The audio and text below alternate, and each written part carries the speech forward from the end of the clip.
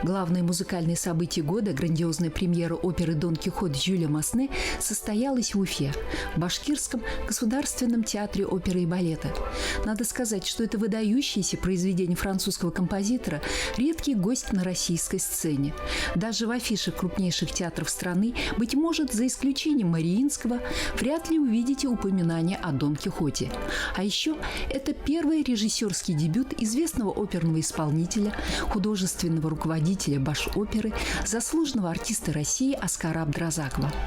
Он же и воплотил на сцене образ Дон Кихота.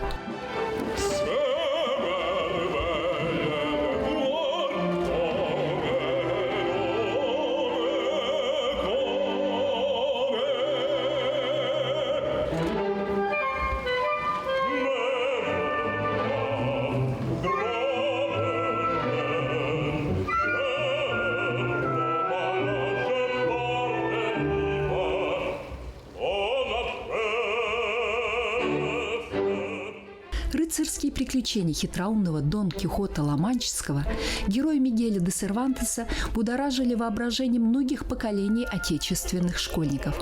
Популярен во всех концах света и одноименный балет по мотивам произведений испанского писателя в хореографии Мариуса Петипа, Александра Горского с великолепной музыкой Людвига Минкуса. Кстати, это ставшая уже классической постановка Юрия Григоровича сторожил репертуара башкирского оперного. Спектакль идет на уфимской сцене почти 3 десятилетия. Но мы говорим о разных Дон Кихотах. Если веселая балетная история о похождениях испанского идальго и его верного оруженосца лишена злоключений и трагедий отверженной любви, то одноименная опера Жюля Масне напротив. Созданная по мотивам пьесы Жака Лорена «Долговязый рыцарь» или «Рыцарь печального образа» автор либретто Анри Кен, она хоть и представлена в жанре лирической комедии, но отнюдь не со счастливым концом.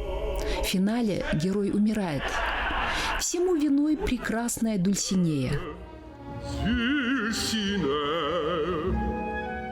Да, та самая, ради которой все подвиги знаменитого рыцаря.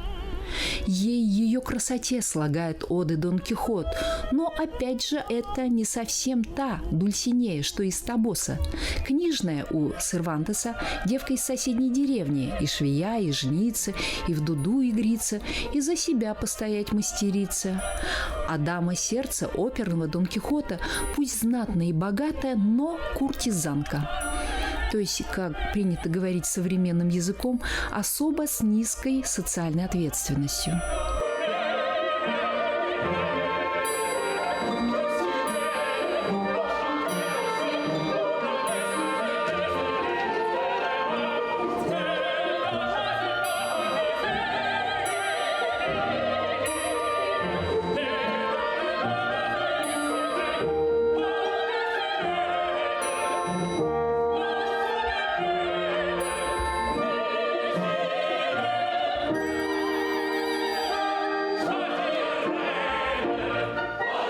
Быть может, в Средневековье нравы куртизанок не подвергались общественному порицанию, но в пору создания оперы, то есть к началу XX века, в Европе продажная любовь все же осуждалась. Представьте, и как только мог Дон Кихот, такой добрый, искренний и просвещенный, к тому же борец за идеи добра и справедливости, права обездоленных и униженных, которого его слуга Санчо Панса и даже разбойники-грабители сравнивали аж с самим Иисусом вот так взять и влюбиться в не самую достойную женщину?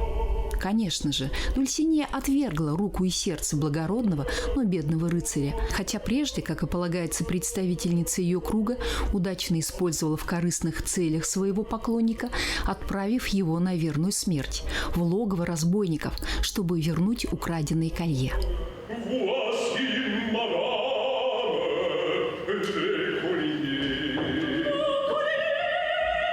Ну а когда наш герой все же воротился с победой, живой и невредимый, к тому же с вожделенной добычей, злосчастным колье, эта дама подвергла его унижению, подняла на смех благородные порывы уже немолодого мужчины.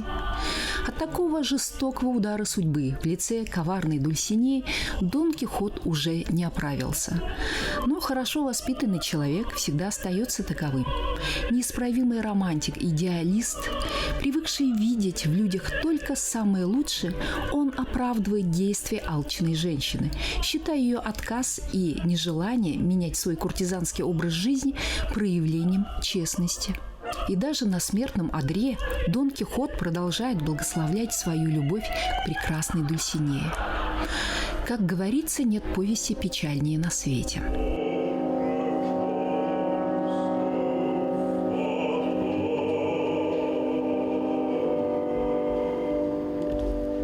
Мы приехали из города Санкт-Петербурга, и мы приехали в ваш прекрасный город Уфа на премьеру «Дон Кихот».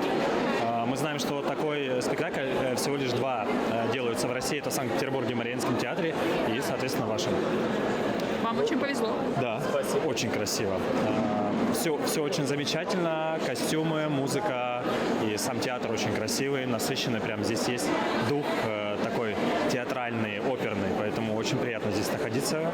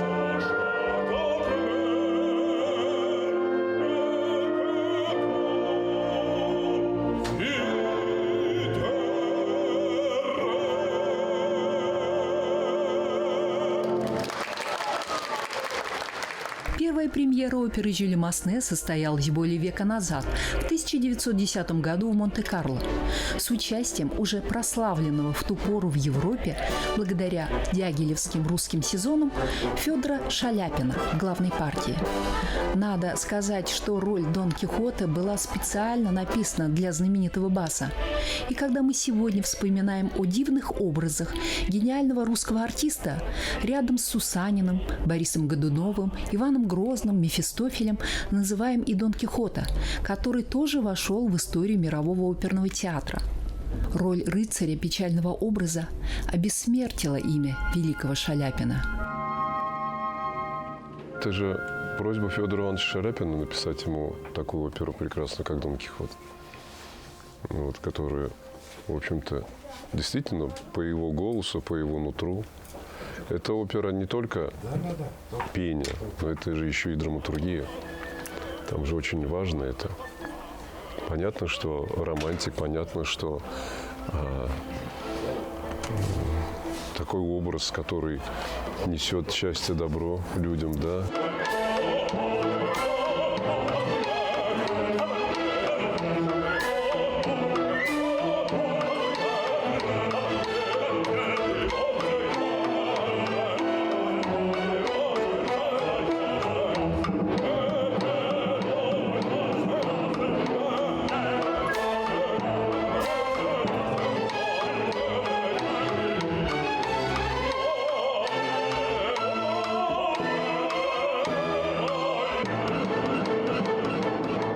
Повторимся вновь, что сие выдающееся творение композитора Жюля Масне – редкий гость на российской сцене. Доселе он значился только в афише Мариинского. Да, понимаем, Жюль Масне не такой массовый, как Верди или Чайковский, и широкий зритель не может знать оперу «Дон Кихот», но другие музыкальные шедевры этого французского композитора, к примеру, «Размышления из оперы «Таис», «Утренняя песня», «Элегия» на слуху. И дошедшая до нас граммофонная запись «Элегия» с голосом Шаляпина доносит с хрипящей пластинки его боль и слезы, утраченные и ушедшие. Такие вот чувства вызывает музыка Масне.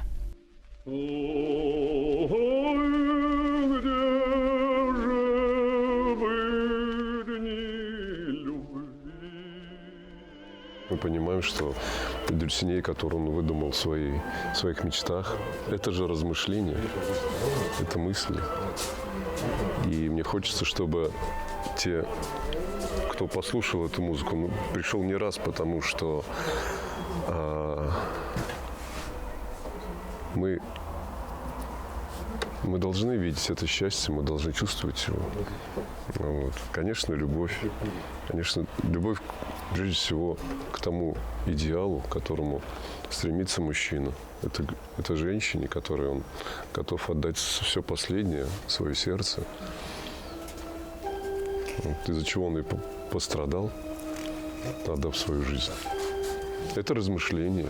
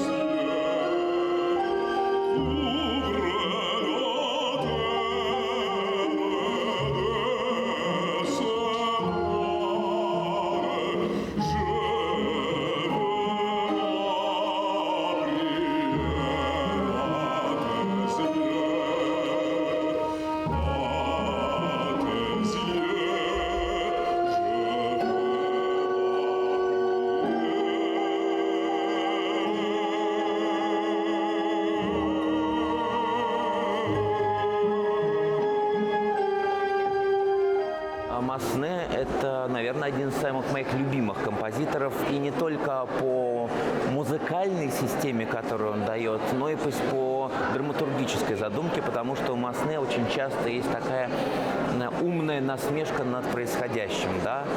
Как, например, в опере «Таис», когда главный герой идет освобождать эту куртизанку и делать ее, как бы возвращать ее в серьезное лоно, а потом в финале он сам просит ее о любви, когда она умирает, и умирает уже став абсолютно воцерковленной, да, как это происходит в опере, в этом сюжете, да, Проспера Мариме.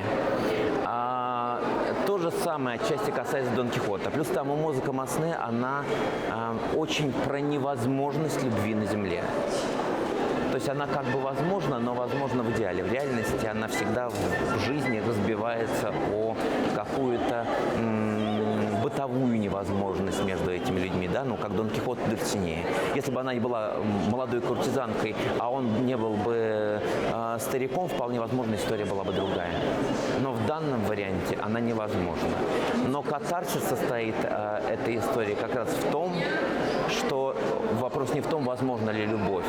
Как сказал Элин Макропулос в пьесе Карла Чапака «Средство Макропулоса», если любви нет внутри вас, ее нет нигде в мире. Вот это опера про любовь внутри вас.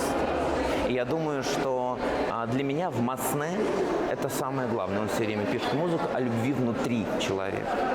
Если она в нем есть, то неважно, сколько он живет, неважно, как долго это продолжается. Важно, какой объем любви ваше конкретное сердце вмещает.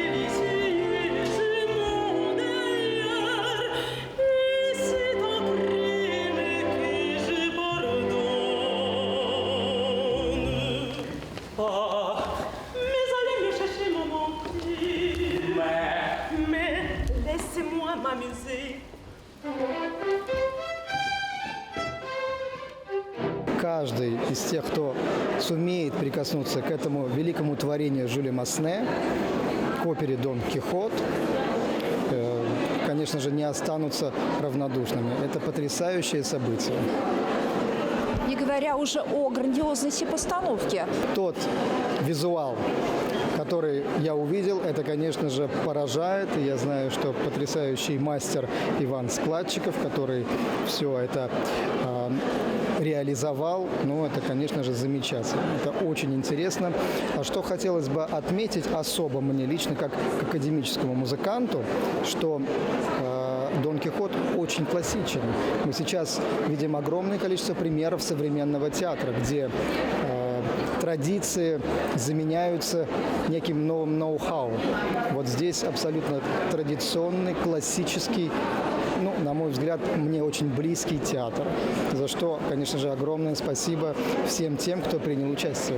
Вы знаете, это действительно колоссальное событие для нашей республики Башкортостан, да и для всей нашей страны, что потрясающий наш мэтр Оскар Абдуразаков уже выступает в роли не только солиста Дона Кихота, но и в роли режиссера. Поэтому я получил колоссальное удовольствие.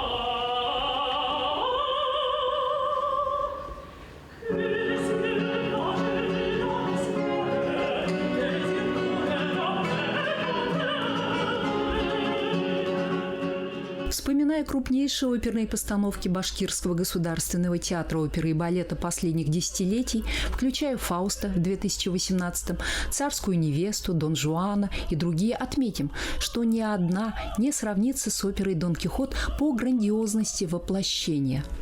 Художник-сценограф Иван Складчиков, заявивший о себе ярко своей работой над созданием костюмов к мировой премьере «Аттилы» Джузеппе Верди на Уфимской сцене в 2019 году, удивил публику и обилием роскошных нарядов, и сиянием злата и драгоценных каменьев. Все, как и положено, в эпоху Римской империи. Кстати, на тот момент «Аттилу» признали самой дорогой постановкой башк-оперы. А теперь зрители вновь в восторге и восхищении, ибо мастер превзошел свой успех двулетней давности, явив публике другую, не менее роскошную эпоху времен испанского владычества.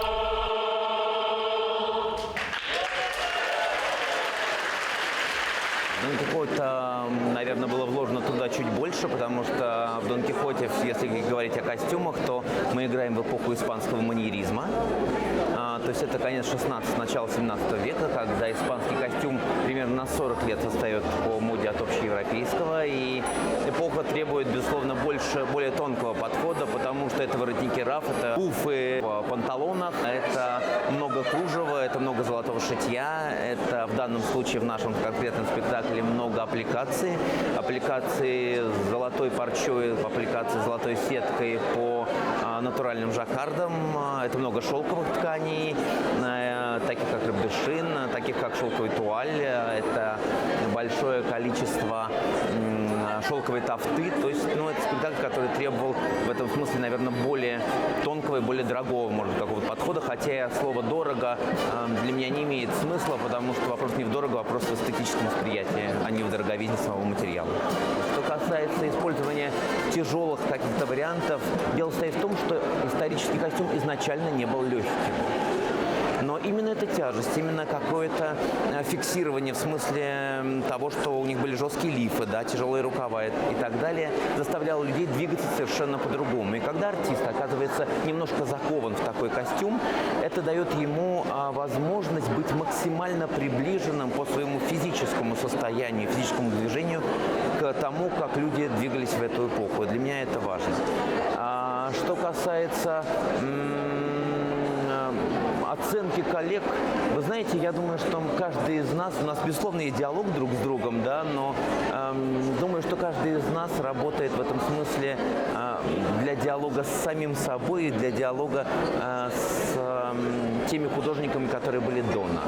По большому счету, мой диалог с такими художниками, как Бах, Бенуа, такими как Коровин, такими как Головин, он, в принципе, постоянен. Вот этот диалог меня волнует очень. Я вообще музыкально образованный человек, я могу сесть и сыграть партитуру руками. Вот это я в основном и делаю для того, чтобы ознакомиться с материалом, для того, чтобы его прочувствовать и понять. Потому что и редко смотрю чьи-то другие спектакли по одной простой причине. Потому что если я вижу спектакль идеальный, я откажусь делать это название. Потому что оно уже сделано кем-то лучше, и я лучше этого не сделаю.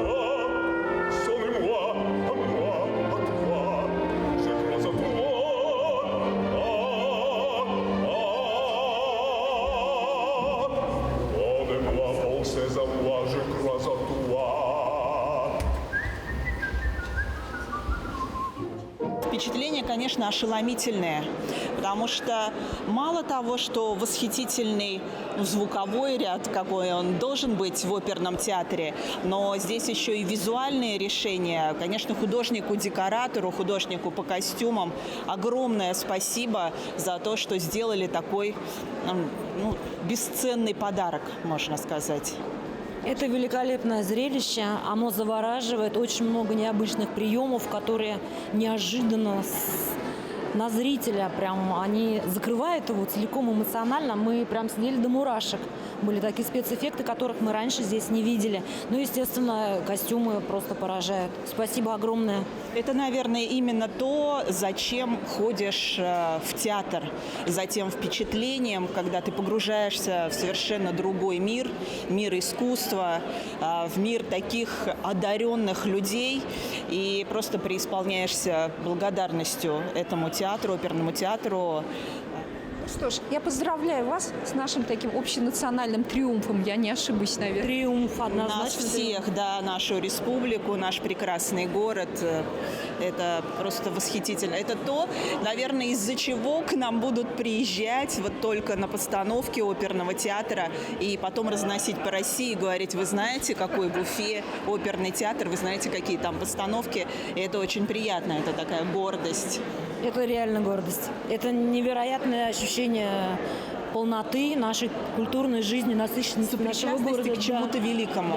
Да. И мы рады, что мы здесь оказались сегодня в этот день. Как-то я делала пост у себя в Фейсбуке про наш оперный театр, и очень приятно было, что люди из России писали: мы, когда были в Уфе, посетили оперный театр, и вы знаете, это настолько потрясающее было зрелище, что мы у себя рассказывали в городе и готовы даже приехать еще раз только для того, чтобы посетить оперный театр. Конечно, наш оперный театр – это такой бриллиант нашей республики.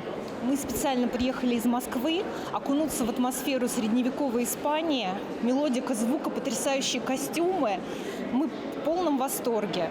В полном восторге от костюмов, декораций, от великолепных голосов, от Оскара Абдразакова в главной роли.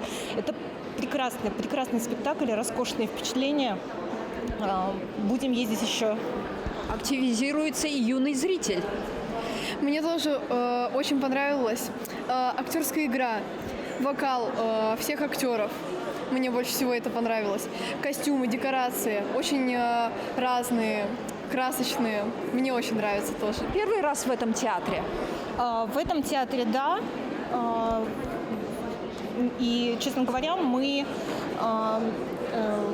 полюбим внутренний туризм, мы будем ездить ради таких спектаклей специально из столицы.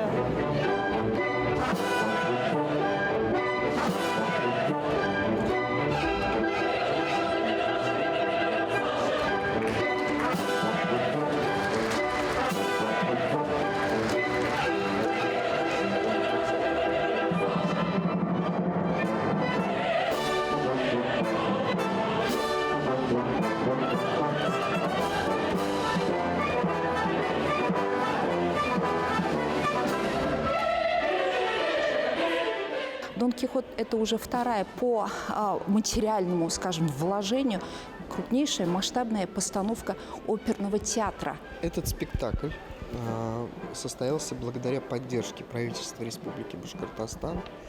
И мы понимаем, что это огромная ответственность. И, конечно же, это вложение в историю республики, в историю театра. Это те постановки, которые должны быть знаковыми, громкими, красивыми, яркими. И, конечно же, они должны быть масштабными. Для нас это, конечно, всегда нагрузка огромная на цеха, на практически всех работников театра. Но, знаете, это такой захватывающий период, когда от задумки до реализации проходит время, и ты видишь, что все нюансы учтены, все краски именно такие, которые на эскизе.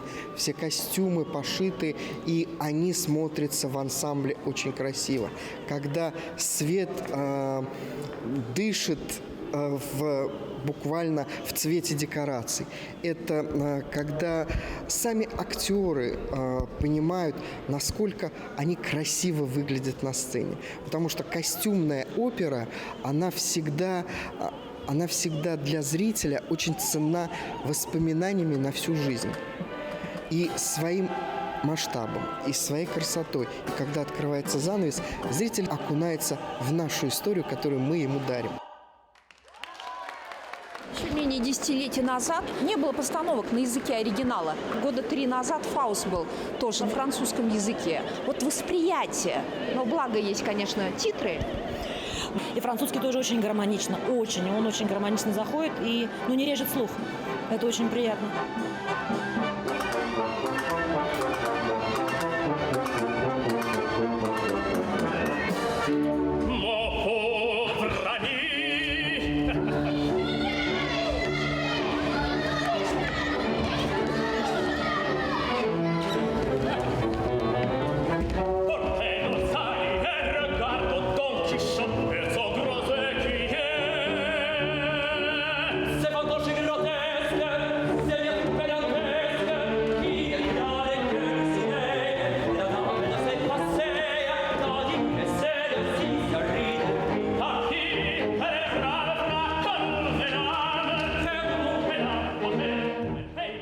Пришлось очень много плотно поработать над французским языком. Да, мы приглашали коуча из Мариинского театра, да, Ксению Клименко, которая нам замечательно подготовила именно вот в языковом плане наших певцов. Она была очень удивлена, что в нашей республике очень хорошее произношение французского языка.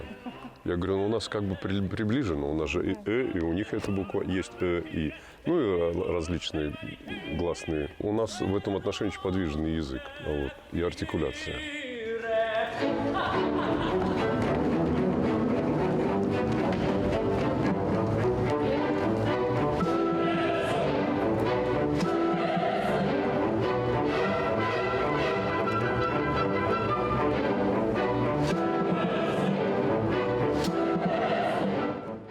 Очень радостно, что после пандемии, в год, когда все абсолютно никак не могли ни друг с другом общаться, ни контактировать, ни уж тем более наслаждаться высоким искусством, большая опера Жюля Масне «Дон Кихот» и масштабное произведение оперное, которое достаточно редко ставится в силу того, что сложно вот этот синтез искусств воплотить на сцене. У Башкирского театра оперы и балета это получилось, потому что здесь и сценография, прекрасные костюмы Ивана Складчикова, здесь и режиссерская работа человека, которого мы знаем как прежде всего превосходного вокалиста. И здесь он выступает, наверное, впервые вот в такой ипостаси, когда ему достаточно тяжело приходится быть и режиссером, и исполнителем главной роли. Нельзя перейти грань между самокритикой, как ты относишься к тому, как ты исполняешь партию Дон Кихота, и как ты относишься к тому, как ты исполняешь партию главного режиссера. Вот этот баланс должен быть соблюден. А Оскару Амировичу это удалось. Я сегодня играю «Сильная девочка». Ты любишь театр? Да. А кто в главной роли здесь на сцене? Это оперном театре поет Оскар Атарасаков.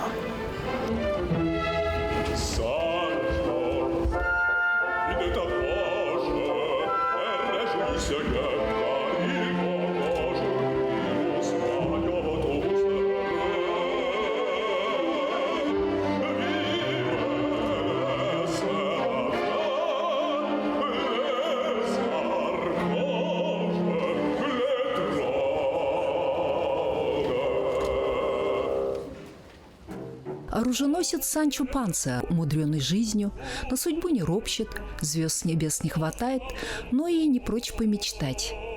Мечта о губернаторстве на каком-нибудь острове не от наивности слуги. Просто непозволительно ему расстраивать недоверием своего любимого хозяина. Но нельзя назвать Санчо Пансу просто персонажем. Он главный герой, первый после Дон Кихота. И в образе верного спутника благородного рыцаря на сцене предстает Владимир Копытов.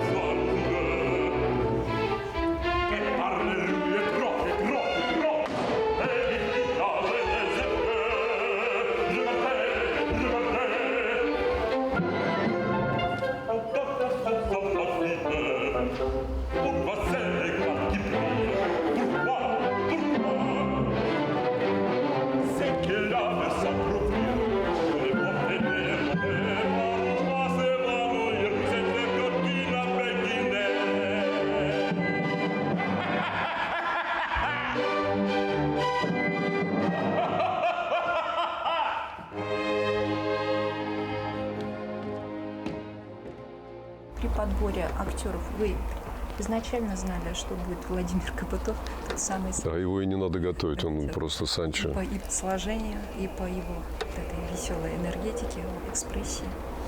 Именно правильно сказали, веселый. Вот тут две грани. Можно переступить и быть очень смешным, но и при этом нельзя веселить. Это не клоунада. Это нужно быть веселым, но не весельчаком. Здесь надо иметь такой дар, когда ты можешь в раздумье быть и при этом быть счастливым, либо быть грустным, но вот многоплановость, вот эта, она всегда присутствует. У всех. И у Дюльсиней то же самое. И вот у любовников, у четверых, которые постоянно преследуют Дюльсиней. У меня принцип такой. Все-таки наши исполнители тоже достойны, и наших солистов надо всегда поддерживать и выводить на сцену, и показывать, что мы можем. И когда есть вот это желание, когда есть вот это рвение, нельзя его обрывать. Это творческие души, которые нужно поддерживать.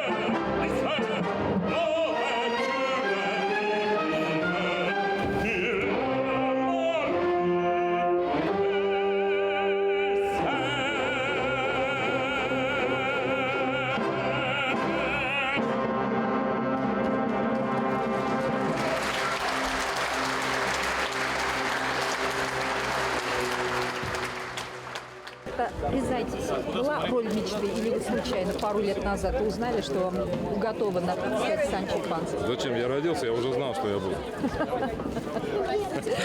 Нет, зачем? Ну почему? Все роли, они приходят свыше. Мы же их не заказываем.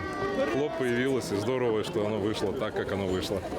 Еще часа 3 назад, давая характеристику Санчо Панса, о котором еще зритель не знал, Оскар упомянул. В нем есть и боль, и то, он много пережил. Но он очень разный. Он абсолютно мирской, ему не чужды и радость, и преданность, и любовь, и ненависть. Все, он обычный человек. Это Дон Кихот, он несет безупречное добро и романтику в мир. А Санчо Панса, он проводник между обществом и вот этим идеальным миром. То есть не было бы Санчо Панса, не было бы, может, и Дон Кихот, не был бы таким, он был бы, но не такой. получается? Не, он был бы такой, только ему было бы трудно. Если есть Дон Кихот, у него обязательно должен быть Санчо Панса. У каждого Чапая есть Свой Петька. Я хотела Владимира поздравить. Он родился для этой роли. А я тоже так думаю. Родился. Это правда. Где он, кстати? Володь! Володя, Санчо! Ты родился для этой роли. Как же я рад вас видеть.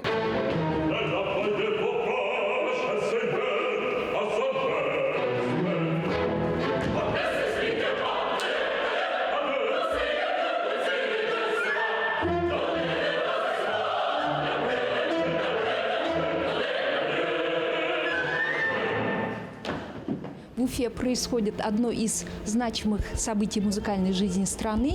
Продолжаются премьерные показы оперы «Жюль Масне». Для вас, конечно же, Валерия, Ким, наверное, это большая радость, что именно уфимцы в 21 веке взялись за этого выдающегося композитора и за эту гениальную оперу. Я очень рад, что я попал на спектакль. Спектакль чудесный, красочный, музыкальный. Вот, и потом все-таки эта опера, я хотя и знал о ее существовании, но, если честно, я ее не слышал никогда. То есть я знал о том, что она существует, я знаю, что Масне писал для Шаляпина главную партию. Вот, но мне кажется, что очень достойно представлена опера здесь сегодня. И я очень рад, и рад за своих коллег. Вот, что удалось осуществить такую масштабную постановку. Мне кажется, что это действительно большое событие. Молодцы, так держать и вперед к новым достижениям. О достижениях ваших коллег я в прямом смысле говорю. Вы все прославляете так или иначе свой родной Башкортостан, свою кузницу кадров. Мы совершенно как неожиданно попали. Это такой двойной праздник, потому что приехать на родину и побывать в родном театре, потому что, знаете, почему он для меня особенно дорог? Потому что я еще, будучи студенткой института, училища искусств, сюда очень часто прибегала, мы студентами здесь были. И я в потрясении, потому что театр изменился настолько. Качество постановки, вообще уровень артистов – это невероятно. Просто действительно и глаз радует, и это очень большой скачок. Естественно, я рада за своих земляков, я очень рада за своих даже некоторых однокурсников, которых я сейчас так узнаю на сцене. Если идет, например, речь о Санчо Пансе, да? Да, говорят, что эта роль как будто создана для него. Совершенно верно. Яркое событие. И я помню, как мы, наверное, еще со всеми молодыми ребятами начинали, и кто бы мог подумать, что сегодня такие станут состоявшиеся артисты. Мне вдвойне приятно присутствовать при таком торжественном моменте, потому что приезд на родину – это всегда очень трепетное ощущение, и когда я вижу своих коллег, и я вижу коллег, которые достигают таких результатов, конечно, я очень радуюсь за них и желаю им еще больших творческих успехов и надеюсь еще не раз побывать еще на более выдающихся постановках. Я поздравляю театр, я поздравляю труппу с приобретением такого нового спектакля. Я приехала из Санкт-Петербурга. У нас в Мариинском театре есть постановка этой оперы. И вы знаете, мне, наверное, есть с чем сравнивать. Я могу сказать, что спектакли абсолютно разные. Вот здесь торжество костюмов, торжество красок. И это ни в коем случае не умаляет какой-то трагичности спектакля. Вот. И очень хорошо, что и очень красиво сделаны костюмы, сделана сценография. Вот. Замечательный голос Оскара Амировича Абдразакова, Владимира Копытова. Прекрасный абсолютно спектакль. И еще раз в этот прекрасный день, действительно, как вы сказали, праздник, я хочу поздравить всех с этим новым спектаклем. Мы часто ходим на спектакли в оперный театр, и этот нас очень сильно обрадовал, потому что великолепные декорации, костюмы и Оскар, конечно.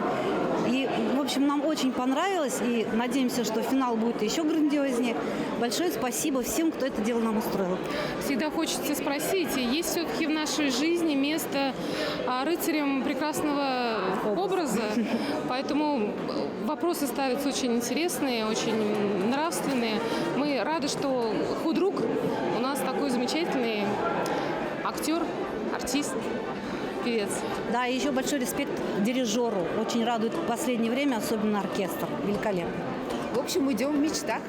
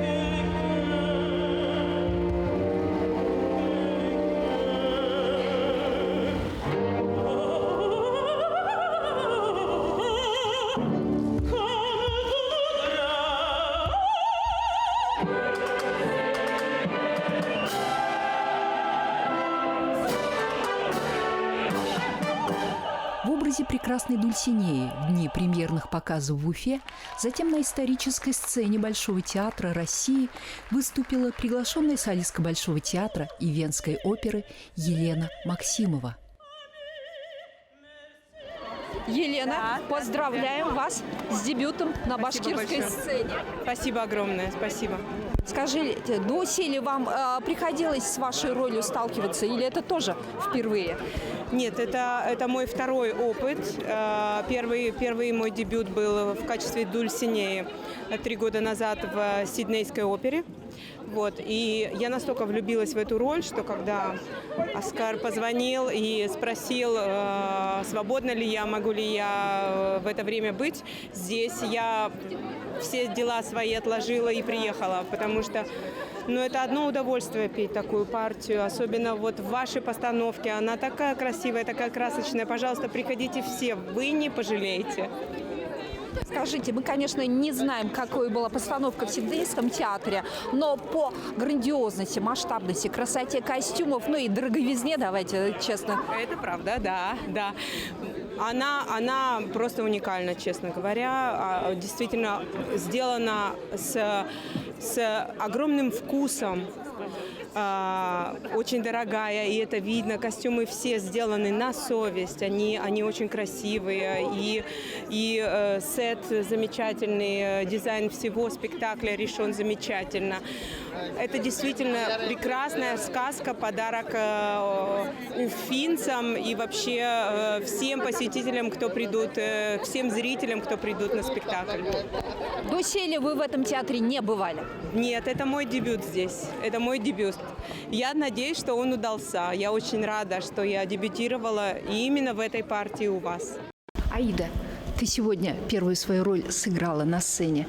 Кого ты играешь? Я сегодня сыграла роль дочки Дульсинеи. Хорошая женщина Дульсинея? Да.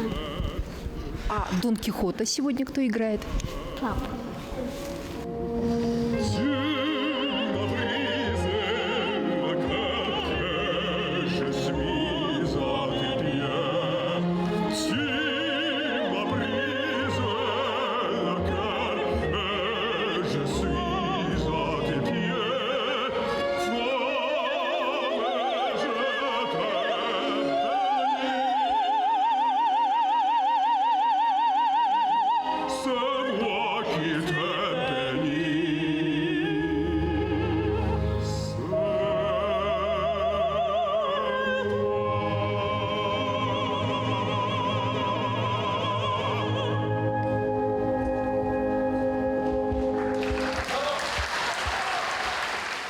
Владислав, от имени уфимской публики хочу выразить просто свое счастье видеть вас снова в этом театре, в котором вы побывали в сентябре 2018 года на Международном фестивале оперного искусства имени Шаляпина. Именно благодаря Оскару Абдразакову, вашему коллеге, вы оказались тогда на шаляпинских вечерах.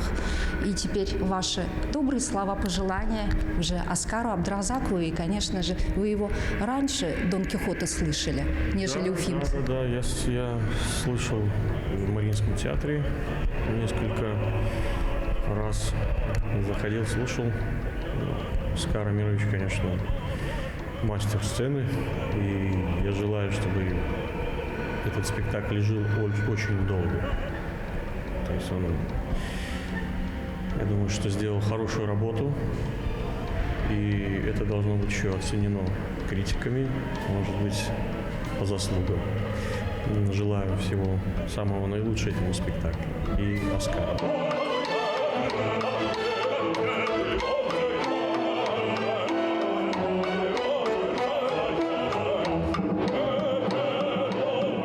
С некоторых пор Башкирский государственный театр оперы и балета входит в десятку лучших оперных домов России.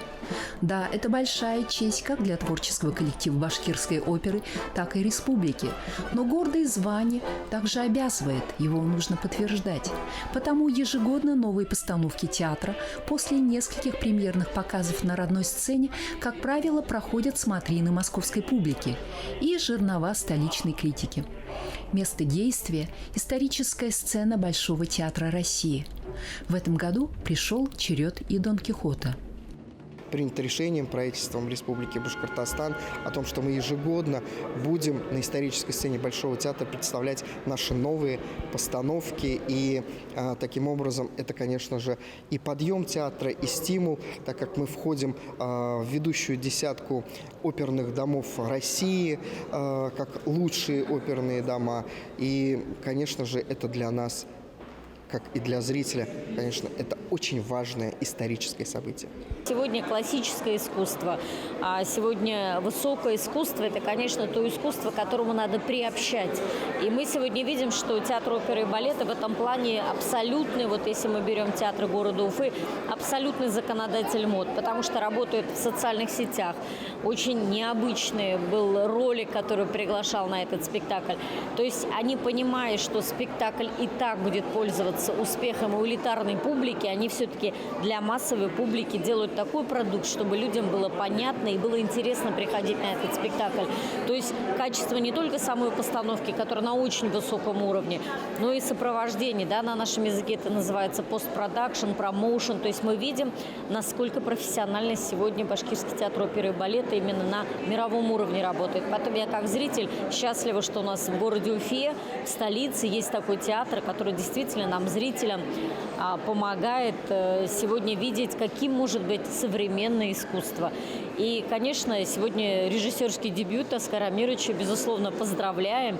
И он настолько органичен в роли Дон Кихота, зная его в жизни, да, вот даже как-то трудно будет сегодня его от этого образа отделить, потому что он вот действительно тот самый Дон Кихот, которому веришь, которого жалеешь искренне. И поэтому я считаю, что премьера удалась, и театр оперы и балета, вся команда большие молодцы. Говоря о творческой части, Жюль Масне все-таки идет в оригинале, на французском языке. Уже не первый пример того, как, начиная с шаляпинских фестивалей 2018 года, оперный театр многие свои премьеры именно на языке оригинала. И на языке оригинала мы видим, насколько высок уровень и исполнительского мастерства, потому что сегодня приглашены из Большого театра только одна звезда, да, Максимова, остальные наши все артисты, и они, в общем-то, блестяще справляются. И, конечно, отдельных комплиментов мы удостоим костюмы и художника, Складчикова, потому что это очень филигранная работа и радует и глаз, и слух. Поэтому с премьерой нас всех с праздником. Я очень рада за своих земляков, что театр может показывать такие результаты, такие успехи и достойно входит вот в пятерку, десятку, неважно, просто лидирующих труп, которые могут достойно представлять культуру России, культуру Башкортостана. Во-первых, я знаком с Оскаром, и я очень рад, что его, скажем так, новые, какие-то грани профессионального артиста, в данном случае уже и режиссера, мы имеем счастье, открывать для себя. И, конечно, я хочу пожелать и ему, и труппе новых творческих успехов, больших достижений. И надеюсь, что они нас будут еще не раз радовать какими-то значимыми, прекрасными, новыми постановками. Так что большое им спасибо за это.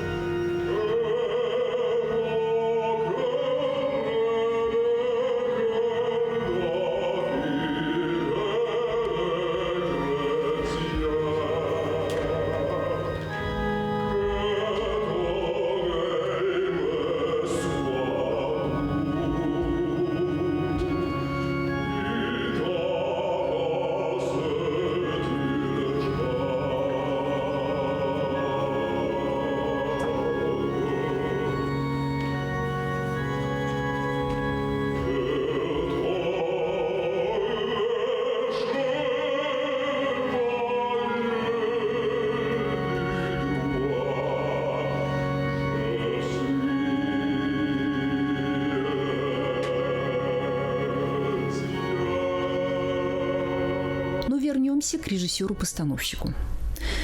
почему именно Дон Кихот Жюля Масне стал мечтой будущего оперного режиссера Оскара Абдразакова? И как ему стала близка роль, написанная специально для великого Шаляпина, сделавшая его идеальным Дон Кихотом? И не только в опере, но и в кино. Речь о первой экранизации Дон Кихота, которого сыграл опять же Шаляпин. Это фильм начала 30-х годов прошлого столетия Георгия Папста. Да, как и любой оперный бас, он не мог не примериваться к репертуару самого прославленного в истории баса. Не мог не мечтать о ролях, в которых блистал русский гений. Но есть и более реальные предпосылки.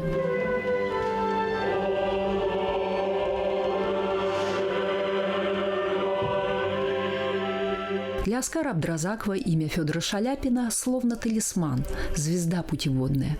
В 1992 году молодой певец удостоился первой премии на конкурсе Шаляпина в Казани. С момента зарождения Международного оперного фестиваля «Шаляпинские вечера» в Уфе активно участвует в нем, а в последние десятилетия Оскар Амирович сам в числе организаторов. А еще является художественным руководителем дачного фестиваля его имени в Плёсе и возглавляет жюри Международного конкурса вокалистов Федора Шаляпина в Уфе. Но были в творческой судьбе артиста другие события и встречи, что вели его путем Дон Кихота. Этот образ сопровождал его с того памятного концерта в Санкт-Петербургской филармонии, когда он выступил с несколькими произведениями, посвященными рыцарю печального образа. Это 3 песни Дон Кихота к Дульсинее Мариса Равеля, песни Дон Кихота Жака Ибера и титульная партия из оперы «Масне», исполненная столетия назад Шаляпиным.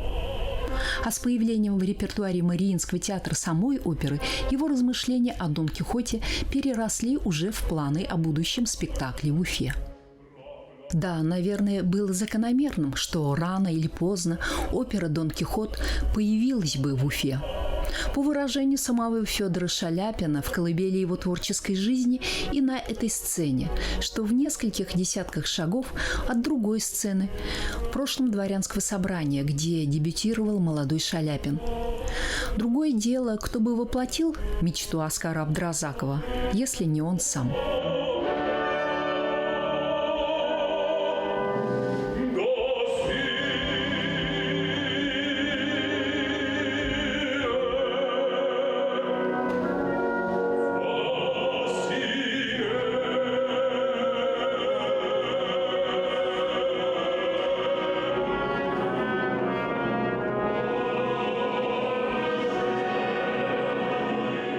Образ вообще мне интересен, о чем в этот момент думал Федор Иванович. Я посмотрел и репродукции, и Коровина, конечно, друга Федора Ивановича Шаляпина, который это дело воплощал в жизнь. Понимаете, это нужно напитаться этой энергетикой такого масштабного, да, можно сказать, гениального и художника, и исполнителя, как Федор Иванович Шаляпин, который действительно сыграл,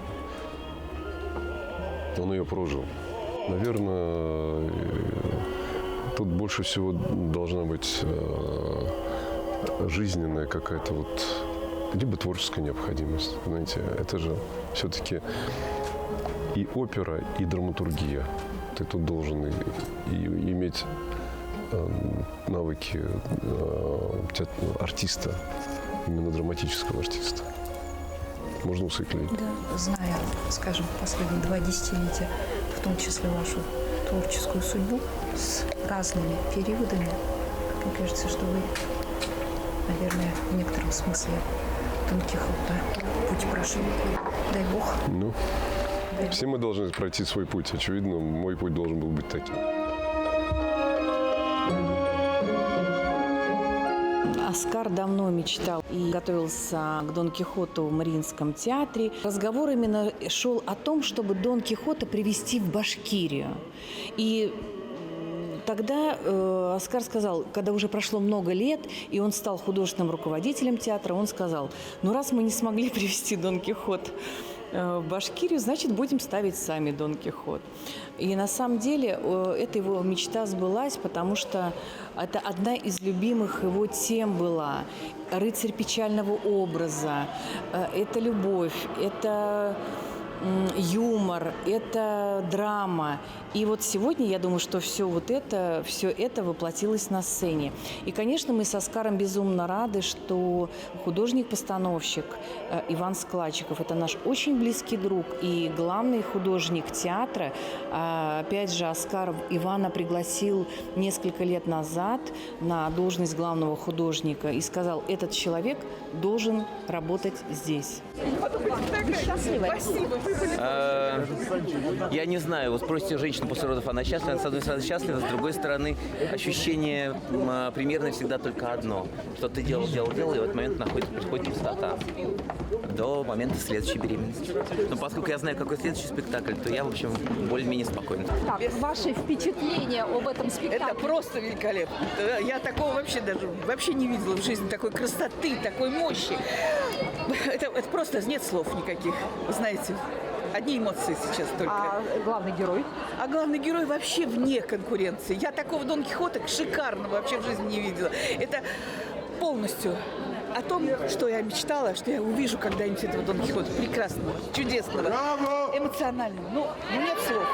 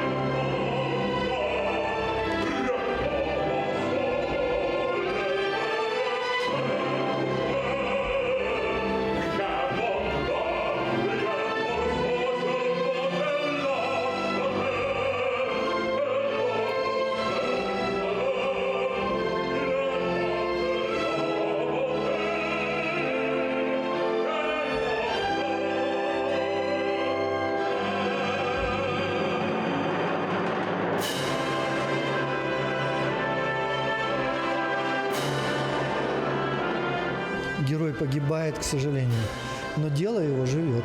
Вот. Добрые люди продолжают жить на этом свете, которые увлечены и мечтами, и тем, что они делают для других добрые и полезные дела. Так что дело Дон Кихота не умерло. Вот. И это вселяет большую надежду. Ваши глаза искрятся, мне кажется, что вы тоже. Ну, конечно, меня тоже пробило. Пробило, да. Трогательно. Трогательно. Всегда жалко хороших людей, когда они умирают. Правда. Вот. Ну, а вот спектаклю мы пожелаем долгой жизни. Вот. И я надеюсь, что она такой будет. Она такой будет. Так что большое спасибо всем создателям актерам, труппе, всем цехам, которые трудились над созданием спектакля грандиозный, столько костюмов, декораций и всего остального. То есть молодцы, молодцы. Я очень доволен. Важное событие в культурной жизни – это премьера оперы «Масне» в Уфимском театре. Это режиссерский дебют Аскара Абдразакова. Ваши пожелания, коллеги, и наверняка вы наслышаны о том, что редко исполняемые произведения Жюля Масне в одном из не самых больших, казалось бы, театров России. Ну, безусловно, вообще, в принципе, премьера – это событие для любого театра. Но, как вы правильно заметили, малоисполняемая, скажем так, опера Жюля Масне «Дон Кихот», которая не исполнялась, я думаю, что в Уфе ни разу. Здесь была мировая премьера для Уфы, не побоюсь этого слова. Я очень рад, что Аскар Амирович не побоялся такого эксперимента, потому что, безусловно, очень сложно подбирать репертуар. Нужно понимать, что понравится публике, что не понравится. И кому, как не ему, знать уфимскую публику. Все было просчитано до мелочей, и опера получила большой успех. Я очень безумно этому рад. И учитывая, скажем, его творческий путь, в некотором смысле он сам прошел путь Дон Кихота. Да, наверное, где-то отчасти. Да, мне кажется, что, в принципе, мы каждый из артистов проходим такой путь. И периодически перевоплощаемся и в Санчо Панса, обратно возвращаемся в Дон Кихотов. Аскар Амирович, вы счастливы? Когда есть результат и такой масштабный, конечно, счастлив.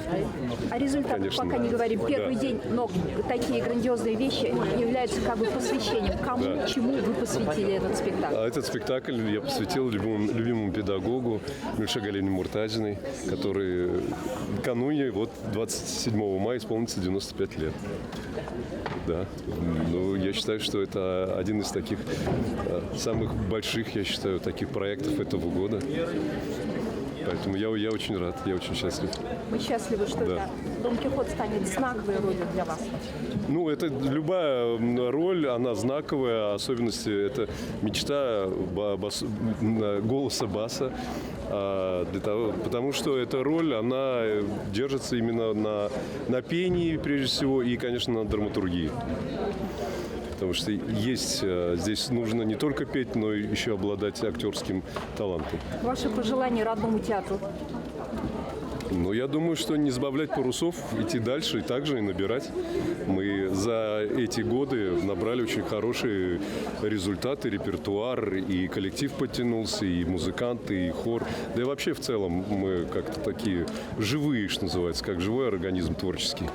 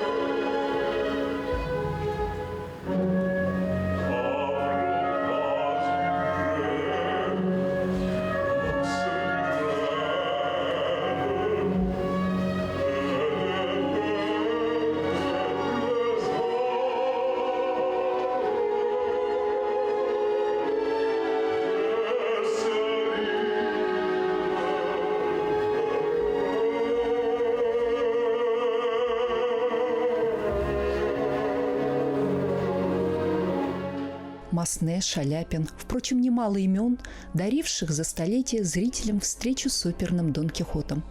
Вот и Аскару Абдразакову суждено было воплотить на сцене сей печальный образ, который принес ему двойное счастье, как исполнителя главной партии, так и режиссера. Но главное, свой грандиозный замысел художник посвятил своему учителю. Опера Жюля Масне «Дон Кихот» на башкирской сцене – достойный дар выдающемуся вокальному педагогу, воспитавшему яркую плеяду оперных исполнителей, заслуженному деятелю искусств РСФСР Миляуше Галиевне Муртазиной, которой в мае 2021 года исполнилось 95 лет. Ильдар Амирович. Оскар Амирович тоже сделал большой дар выдающемуся педагогу. Это премьера оперы «Дон Кихот». Пожелание Оскару. Не останавливаться, продолжать работать над, может быть, другими постановками, развивать. И он молодец, если он взялся уже за такие большие шедевры. Это очень здорово. Я только желаю ему счастья, процветания и новых интересных постановок и каких-то интересных новых находок.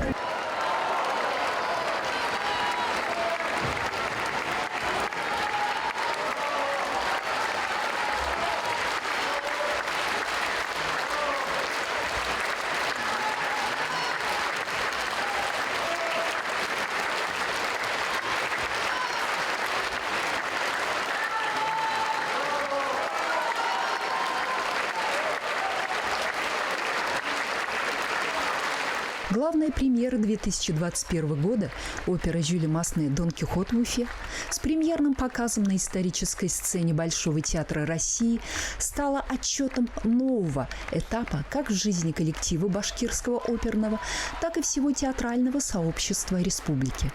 Вдохновленные творческими устремлениями своего художественного руководителя Аскара Абдразакова, артисты в содружестве с дирижером Артемом Макаровым, главным хормейстером Александром Алексеевым, художником-сценографом Иваном Складчиковым уже в планах и мечтах о новых постановках и дальнейших завоеваниях оперного Олимпа. Ведь Дон Кихот – это как посвящение, и Дон Кихот зовет.